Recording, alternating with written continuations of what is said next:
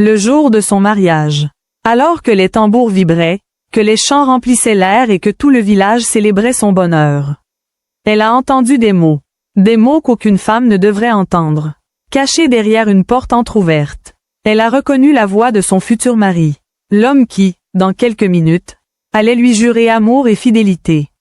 Mais au lieu de promesses, c'était des rires, et puis cette phrase, glaciale, « Je ne l'aime pas ». Mais ces terres, elles, ont de la valeur. À cet instant précis, son cœur s'est brisé. Elle pouvait fuir, elle pouvait tout arrêter, elle pouvait exposer la vérité. Mais elle a fait un choix inattendu, un choix silencieux, dangereux et calculé. Ce jour-là, elle n'a pas dit « oui » par amour. Elle a dit « oui » pour préparer sa revanche. Avant d'aller plus loin dans cette histoire, prends juste un instant pour soutenir la chaîne. Clique sur « s'abonner » et active la cloche pour ne rater aucune histoire comme celle-ci. Et dis-moi en commentaire, de quel pays tu regardes cette vidéo. J'aime voir cette communauté grandir partout dans le monde. Dans le village paisible de Ndaré, là où le vent danse avec les feuilles des grands baobabs et où la terre rouge garde les secrets des ancêtres, vivait une jeune femme nommée Aïssatou Diémé. Aïssatou n'était pas seulement belle, elle était respectée. Sa peau brillait comme l'or sous le soleil, ses yeux portaient une douceur rare, et son sourire suffisait à apaiser les cœurs les plus troublés. Mais ce qui attirait le plus les regards, ce n'était pas seulement elle, c'était ce qu'elle représentait. Sa famille possédait des terres immenses, des champs fertiles, un héritage ancien, transmis de génération en génération. Dans ce village, on disait souvent, celui qui épouse la terre, épouse le pouvoir. Et aujourd'hui, Aïssatou allait se marier. L'homme choisi pour elle s'appelait Ousmane K.E. accent aigu B.E. accent aigu. Grand, élégant, toujours bien habillé, Ousmane avait ce charisme naturel qui rassure les anciens et impressionne les jeunes. Il parlait peu, mais quand il parlait, on écoutait. Aux yeux de tous, c'était un homme parfait, un homme digne d'Aïssatou. Depuis des semaines, le village entier préparait cet événement. Les femmes pilaient le mil en chantant, les enfants couraient entre les maisons en riant, et les griots répétaient les louanges de cette union qui promettait richesse et prospérité. Le jour tant attendu arriva enfin. Le soleil brillait haut dans le ciel. Les tissus colorés flottaient dans le vent. Les tambours résonnaient au loin. Tout était parfait. Aïssatou était assise dans sa chambre, entourée de femmes qui l'habillaient avec soin. On ajustait son voile, on déposait délicatement des bijoux sur son cou, on murmurait des bénédictions à son oreille. Mais malgré tout cela, elle ressentait quelque chose, un trouble, une légère inquiétude, comme si son cœur essayait de lui dire quelque chose, mais qu'elle refusait d'entendre. Une vieille tante s'approcha d'elle et lui murmura doucement, « Ma fille, écoute toujours ton cœur, même quand tout le monde te dit que tout va bien. » Aïssatou sourit, sans vraiment comprendre. Quelques minutes plus tard, elle se leva. « Je reviens, » dit-elle doucement. Personne ne posa de questions. Elle sortit de la maison, marchant lentement à travers la cour animée. Les gens riaient, les enfants jouaient, les femmes chantaient. Mais plus elle avançait, plus le bruit semblait s'éloigner, comme si elle entrait dans un autre monde. Elle cherchait Ousmane, elle voulait le voir, juste un instant, avant la cérémonie. Elle continua son chemin jusqu'à une petite maison située à l'écart. Une maison discrète, souvent utilisée par les hommes pour discuter loin des regards. Elle s'approcha, et c'est là qu'elle entendit des voix. Elle s'arrêta net. Son cœur commença à battre plus vite. Elle reconnut immédiatement la voix d'Ousmane. Mais il ne parlait pas comme d'habitude. Il riait, un rire qu'elle ne lui connaissait pas. Un rire léger, presque moqueur. Une autre voix demanda, « Frère, tu es sûr de ce que tu fais ?» Un court silence. Puis Ousmane répondit, avec une froideur qui glaça l'air, « Bien sûr. » Aïssatou sentit son souffle se bloquer. Elle s'approcha doucement de la porte. Sans faire de bruit. « Cette fille, je ne l'aime pas. » Le monde s'arrêta. Ses mains commencèrent à trembler. Ses yeux s'écarquillèrent. Elle n'osait plus respirer. À l'intérieur, quelqu'un demanda, « Alors pourquoi ce mariage ?» Ousmane répondit, sans hésiter, « C'est terre. » Silence. Puis il ajouta, « Elles valent plus que son cœur. » Chaque mot était comme une lame. Un autre homme, visiblement surpris, demanda, « Et elle dans tout ça ?» Ousmane lâcha un petit rire. « Elle comprendra, ou elle se taira. » À cet instant précis, quelque chose se brisa en Aïssatou. Pas seulement son cœur, sa confiance, ses rêves, son avenir, tout ce qu'elle avait imaginé, venait de disparaître. Elle recula lentement. Ses jambes semblaient ne plus vouloir la porter. Ses larmes montèrent, mais elle les retint. Elle ne voulait pas qu'il l'entende. Elle ne voulait pas qu'il sache. Alors elle resta là, immobile, dans l'ombre, seule, face à la vérité. Le bruit des tambours, au loin, continuait de résonner, comme un rappel cruel de ce qui l'attendait. Elle aurait pu courir, elle aurait pu tout arrêter. Elle aurait pu révéler la vérité devant tout le monde. Mais au lieu de cela, elle ferma les yeux, respira profondément, et quand elle les rouvrit, ce n'était plus la même femme. Ses larmes avaient disparu, son regard avait changé, il n'y avait plus de naïveté, plus de doute, seulement une décision. Elle essuya doucement ses joues, redressa la tête, et un léger sourire apparut sur ses lèvres.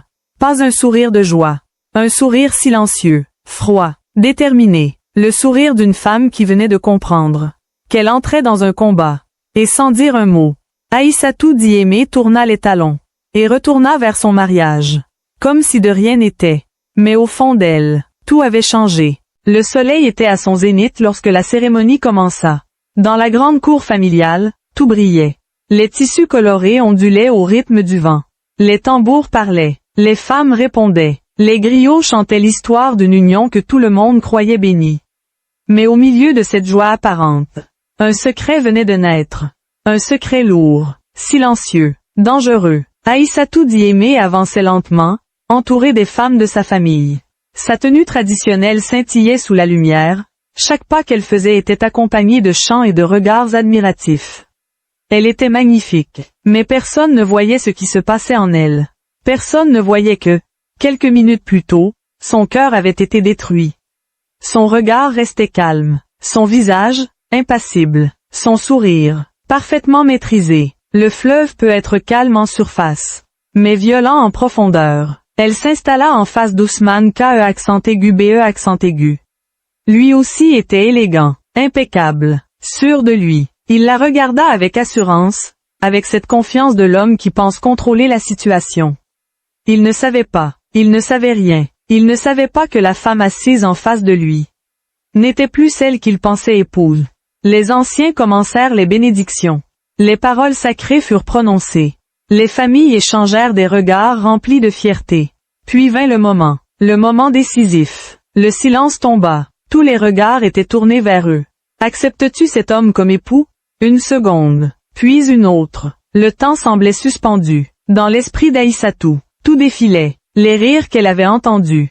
Les mots cruels. Le mépris. Elle inspira profondément, et répondit d'une voix douce.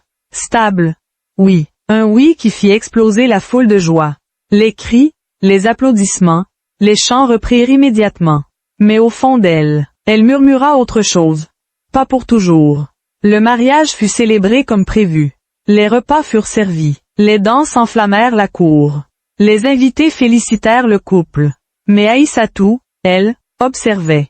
Chaque geste d'Ousmane, chaque regard, chaque mot. Et déjà, elle voyait ce qu'elle n'avait jamais vu auparavant. La façade tombait. Les premiers jours après le mariage furent étranges. Ousmane semblait encore jouer son rôle en public. Charmant, attentionné, mais dès qu'il se retrouvait seul, tout changeait. Il devenait distant, froid, calculateur. Il ne cherchait pas à la connaître. Il ne cherchait pas à la comprendre. Il donnait des ordres. Les documents des terres, je veux les voir. Tu dois me montrer les limites exactes des champs. Qui gère les récoltes? Au début, Aïssatou faisait semblant. Elle répondait calmement, sans résistance, mais elle notait tout. Chaque question, chaque insistance, chaque signe. Celui qui veut voler ton bien commence par poser des questions. Les jours passèrent, puis les semaines, et Ousmane devint de plus en plus pressant. Il voulait rencontrer les gestionnaires, accéder aux comptes, prendre des décisions, comme si tout lui appartenait déjà. Mais Aïssatou ne lui donnait jamais tout. Elle ralentissait, elle contournait, elle observait, elle jouait un rôle, celui de l'épouse docile. Mais dans l'ombre, elle devenait autre chose, une femme éveillée, une femme qui apprend, une femme qui prépare. Un soir, alors que la nuit enveloppait le village et que les étoiles éclairaient faiblement la cour, Ousmane entra dans la maison avec un air irrité. Pourquoi tu traînes autant? Dit-il sèchement. Aïssatou leva doucement les yeux. Je fais attention, répondit-elle calmement. Il s'approcha d'elle. Attention à quoi? Elle le regarda, sans peur, à ne pas faire d'erreur. Il la fixa, un instant, comme s'il essayait de comprendre. Mais il ne vit rien, parce qu'elle ne laissait rien voir. Cette nuit-là, quelque chose changea définitivement. Aïssatou comprit une chose essentielle. Elle ne devait pas réagir trop tôt.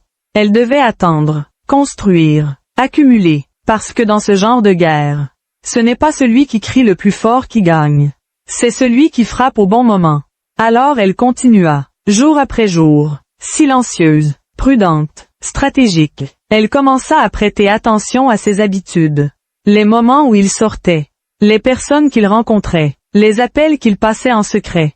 Elle remarqua qu'il disparaissait souvent la nuit, toujours aux mêmes heures, toujours avec les mêmes excuses. Je dois voir quelqu'un, c'est pour le travail. Mais son regard disait autre chose, et Aïssatou le savait. Alors un soir, elle prit une décision. Elle allait arrêter d'attendre passivement. Elle allait commencer à comprendre réellement. Pas seulement observer, mais découvrir. Ce soir-là, alors qu'Ousmane quittait la maison discrètement, Aïssatou resta immobile, quelques secondes, puis elle se leva lentement. Son cœur battait fort, mais son regard était déterminé. Quand le serpent entre dans ta maison, tu ne fermes pas les yeux. Elle prit un voile, couvrit ses épaules, et sortit dans la nuit. Sans bruit, sans hésitation, sans peur. Ce n'était plus une épouse. C'était une femme en mission. Une femme qui refusait d'être détruite. Une femme qui allait découvrir la vérité. Jusqu'au bout, et dans l'obscurité du village. Aïssatou Diémé commença à suivre son propre mari, sans savoir que ce qu'elle allait découvrir allait être encore pire que tout ce qu'elle imaginait. La nuit était tombée sur Ndaré, épaisse et silencieuse, comme si le village lui-même retenait son souffle. Aïssatou avançait lentement, dissimulée sous son voile sombre. Chaque pas était calculé, chaque mouvement maîtrisé. Elle suivait Ousmane à distance, prenant soin de rester dans l'ombre des murs en banco et des grands arbres. Son cœur battait fort, pas de peur, mais d'anticipation. Ousmane marchait rapidement, sans se retourner, comme un homme sûr de lui. Il emprunta un chemin qu'Aïssatou ne connaissait pas, contournant les habitations, s'éloignant du centre du village. Ils arrivèrent finalement près d'une vieille bâtisse abandonnée. Ousmane entra. Aïssatou attendit quelques secondes, puis elle s'approcha doucement, se collant contre le mur. Une faible lumière filtrait à travers une fissure. Des voix s'élevaient à l'intérieur. Elle tendit l'oreille. Les papiers seront prêts bientôt, disait une voix grave. Et les terres? Demanda Ousmane. Dès que tu auras le contrôle total. On lance la vente. Le sang d'Aïssatou se glaça. La vente. Ce n'était donc pas seulement une question de pouvoir. Il voulait tout vendre. Détruire l'héritage de sa famille. Effacer des générations de travail. Transformer une terre sacrée en simple marchandise. Un autre homme prit la parole. Tu es sûr qu'elle ne se doute de rien?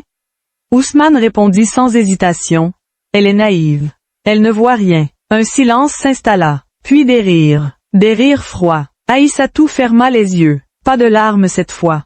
Seulement une prise de conscience. Elle recula lentement, sans bruit, sans précipitation, et retourna chez elle. Ce soir-là, elle ne dormit pas. Elle resta assise, regardant le vide. Mais dans son esprit, tout devenait clair. Elle ne pouvait plus attendre. Elle ne pouvait plus simplement observer. Elle devait agir, mais agir intelligemment. Dans les jours qui suivirent, Aïssatou changea. Extérieurement, rien ne paraissait différent. Elle continuait à jouer son rôle. Calme, respectueuse, silencieuse, mais intérieurement, elle était en train de se transformer. Elle commença à rassembler des preuves.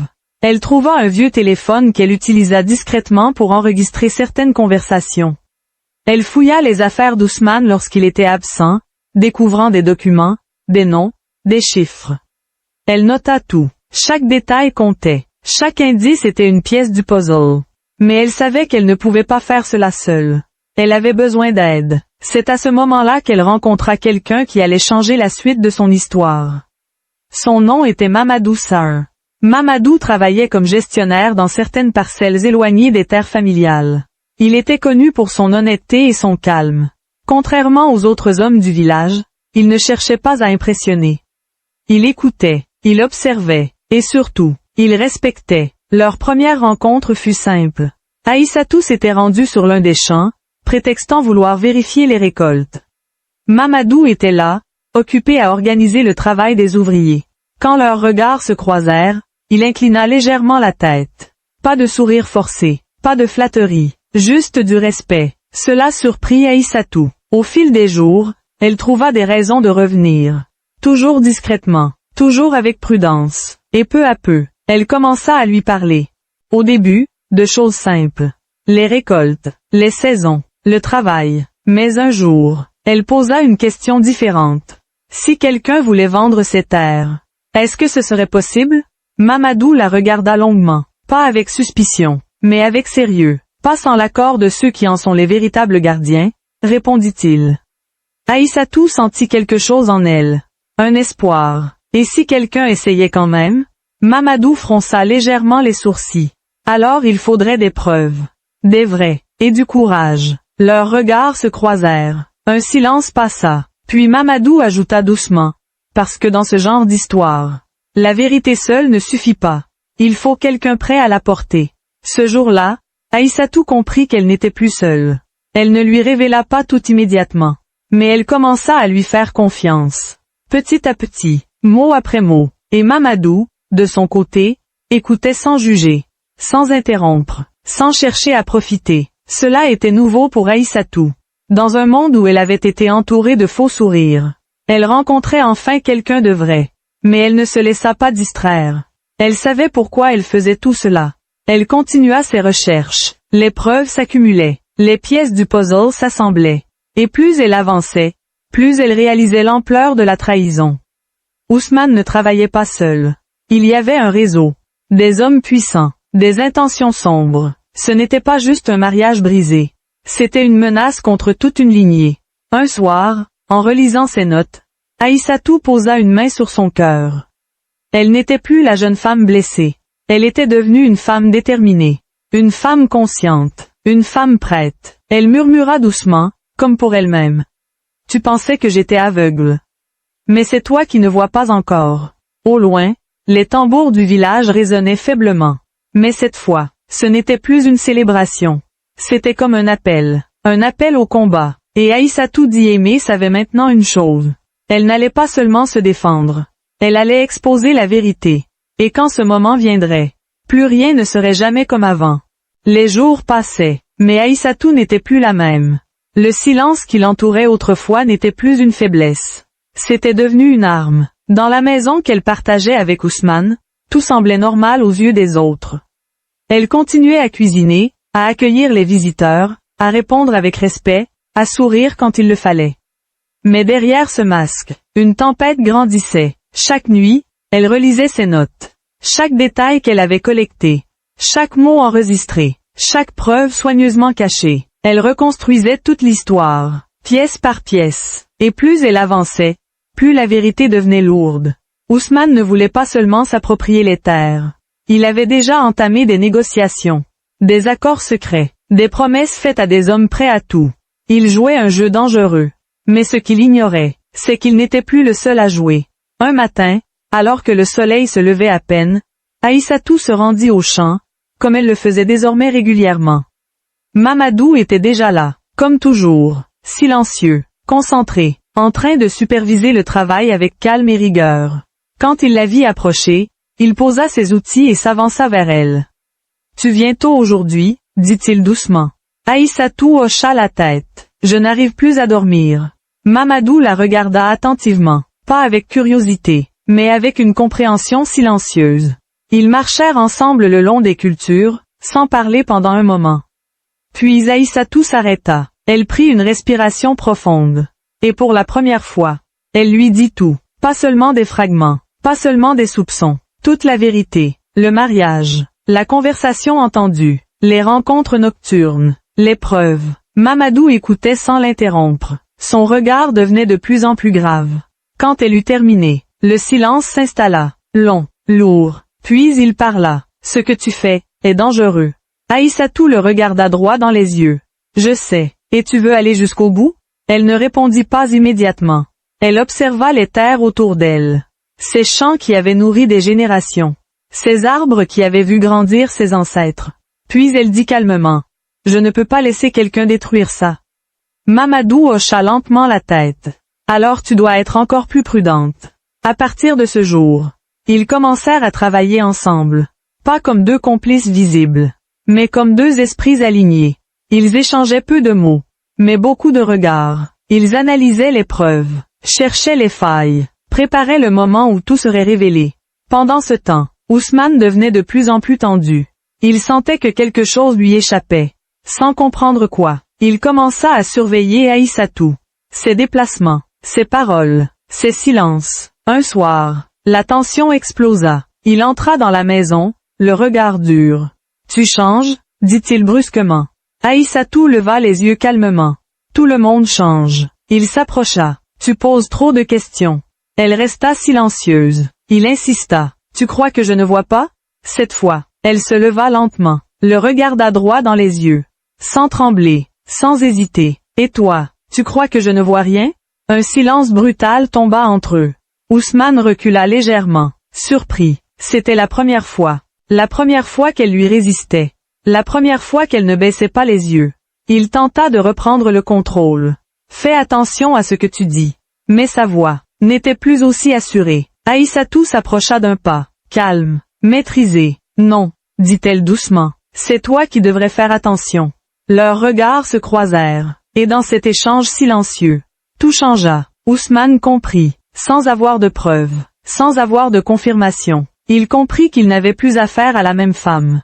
Mais il ne savait pas encore jusqu'où elle était prête à aller. Cette nuit-là, Aïssatou ne dormit pas. Pas à cause de la peur, mais à cause d'une certitude. Le moment approchait. Elle ne pouvait plus attendre. Les preuves étaient là. La vérité était prête. Il ne restait qu'une chose à faire. Choisir le bon moment. Dans les jours qui suivirent, elle intensifia ses efforts. Elle sécurisa ses documents. Elle fit des copies. Elle s'assura que tout ne pouvait pas disparaître. Mamadou l'aidait discrètement. Toujours dans l'ombre. Toujours sans bruit. Mais toujours présent. Un soir, alors que le ciel s'assombrissait et que le vent soufflait plus fort que d'habitude, Aïssatou resta seule dans la cour. Elle regardait les étoiles. Son esprit était calme, clair. Elle pensa à la femme qu'elle était. Quelques semaines plus tôt. Naïve, amoureuse, confiante. Et elle sourit légèrement. Pas de regret, seulement une prise de conscience. Parfois, murmura-t-elle, il faut être brisé, pour voir clair. Le vent souffla doucement autour d'elle. Comme une réponse, comme un signe. Aïssatou ferma les yeux, puis les rouvrit. Son regard était différent, plus fort, plus profond. Elle n'était plus en train de subir son histoire. Elle était en train de l'écrire. Et très bientôt, le monde allait entendre ce qu'elle avait à dire. Le matin se leva sur Ndaré avec une étrange lourdeur. Le ciel était clair, mais l'air semblait chargé, comme si quelque chose d'invisible se préparait. Dans le village, une rumeur circulait déjà. Un grand conseil allait avoir lieu. Tous les anciens avaient été convoqués.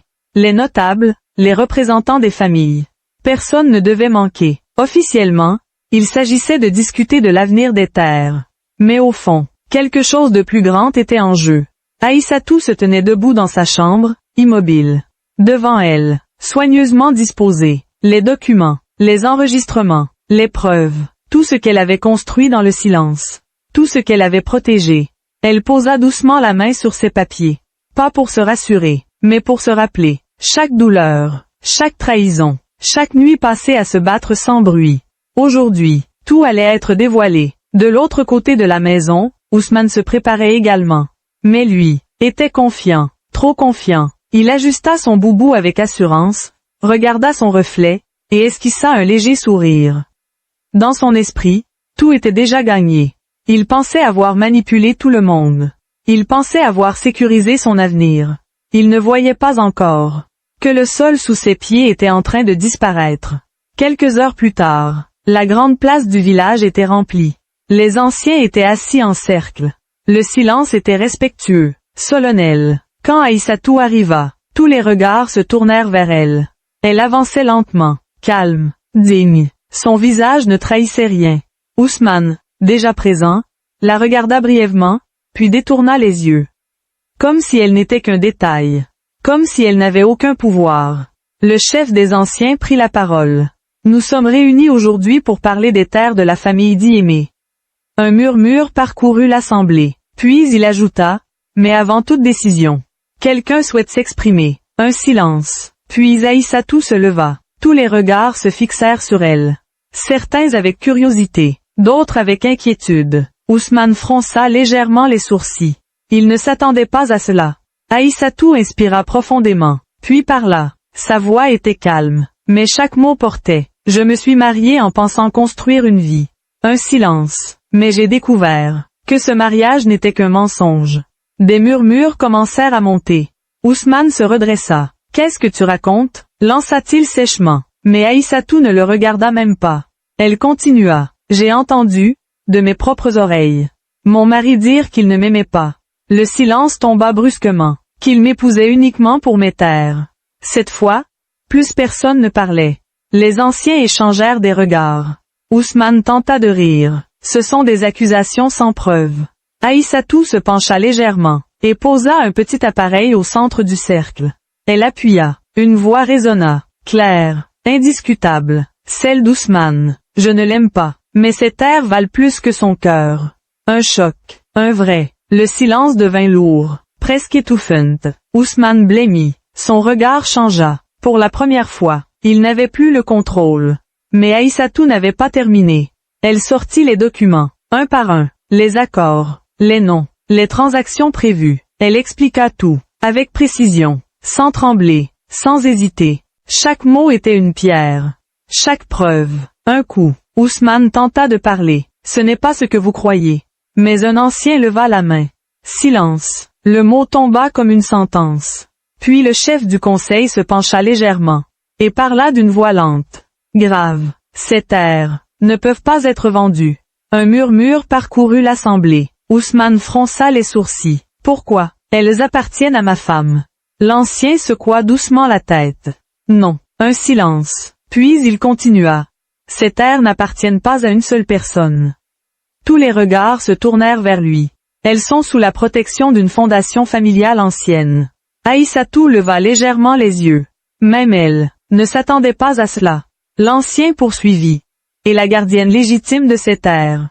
Il marqua une pause, puis regarda Aïssatou. C'est elle. Un choc. Encore un. Mais cette fois, pour tout le monde. Ousmane resta figé. Ses lèvres s'ouvrirent, sans qu'aucun mot ne sorte. Tout ce qu'il avait planifié, tout ce qu'il avait construit, reposa sur une illusion. Il n'avait jamais rien possédé. Jamais. Le chef du conseil se redressa. Son regard était dur. Tu as trompé cette femme. Tu as tenté de trahir une famille. Et tu as voulu vendre ce qui ne t'appartiendra jamais. Le silence était total. Puis il déclara. Ce mariage est brisé. Ousmane baissa la tête. Pas par honte, mais parce qu'il n'avait plus rien. Plus de pouvoir, plus de crédibilité, plus d'issue. Aïssatou resta debout, calme, respirant lentement. Elle ne souriait pas. Ce n'était pas une victoire joyeuse. C'était une libération. Un ancien se tourna vers elle. Tu as fait preuve de courage. Elle inclina légèrement la tête. Mais au fond d'elle, elle savait une chose. Ce n'était pas seulement du courage. C'était une renaissance. Et ce jour-là, devant tout le village, la vérité avait parlé. Et rien ne serait plus jamais comme avant. Le silence qui suivit la décision du conseil n'était pas vide. Il était lourd, mais apaisant, comme après une tempête. Ousmane quitta la place sans un mot, sans regard, sans dignité. L'homme sûr de lui, respecté et admiré, venait de disparaître en un instant.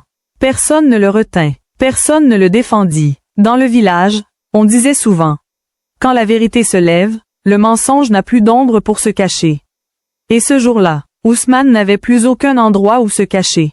Aïssatou, elle, resta debout, immobile, respirant lentement. Elle n'avait pas gagné un combat contre un homme. Elle s'était retrouvée elle-même. Les jours qui suivirent furent calmes. Étrangement calmes. Le village reprit son rythme habituel. Les champs furent cultivés. Les enfants recommencèrent à rire. Mais quelque chose avait changé. Le regard des gens sur Aïssatou n'était plus le même. Ce n'était plus celui qu'on porte à une jeune épouse. C'était celui qu'on donne à une femme forte. Une femme qui a traversé le feu, et qui en est sortie debout. Elle retourna vivre dans la maison familiale. pas comme avant, avec une nouvelle énergie. Elle réorganisa la gestion des terres. Elle écouta les anciens. Elle apprit davantage. Elle ne voulait plus être protégée. Elle voulait comprendre, décider, diriger. Et chaque jour, elle grandissait, non pas dans la richesse, mais dans la conscience. Un matin, alors qu'elle marchait seule au milieu des champs, elle s'arrêta.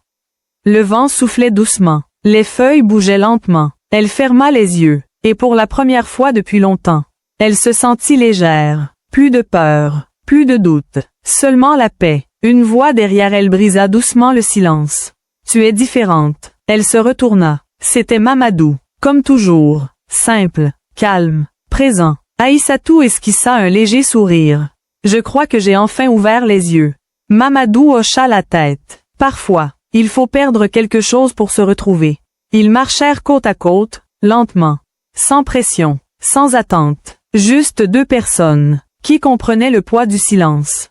Leur relation n'avait rien de précipité, pas de promesses rapides, pas de mots inutiles, seulement du respect, du temps, et une vérité simple. Mamadou n'avait jamais cherché à la posséder. Il n'avait jamais cherché à profiter de sa situation. Il était resté là, même quand elle ne savait pas encore qui elle était devenue. Et c'est ce qui fit toute la différence. Les semaines passèrent, puis les mois. Aïssatou continua de reconstruire sa vie. Mais cette fois, elle choisissait, chaque décision, chaque direction. Un soir, alors que le soleil se couchait lentement derrière les baobabs, elle s'assit sur une pierre, regardant l'horizon. Mamadou était à ses côtés. Le silence entre eux était doux, paisible. Elle inspira profondément, puis parla. Avant, je pensais que l'amour était quelque chose qu'on reçoit. Elle tourna légèrement la tête vers lui. Mais maintenant, je comprends que c'est quelque chose qu'on choisit. Mamadou la regarda, sans surprise, comme s'il attendait ce moment depuis longtemps. Elle continua doucement, et cette fois, je veux choisir. Leurs regards se croisèrent. Pas de bruit, pas de témoin, mais tout était clair. Ce n'était pas une déclaration bruyante. C'était une évidence. Quelques mois plus tard, une nouvelle cérémonie eut lieu. Pas aussi grande, pas aussi bruyante, mais infiniment plus sincère. Pas de luxe excessif, pas d'apparence, seulement des regards vrais, des sourires profonds, et une paix que rien ne pouvait briser. Aïssatou n'était plus la jeune femme naïve du passé.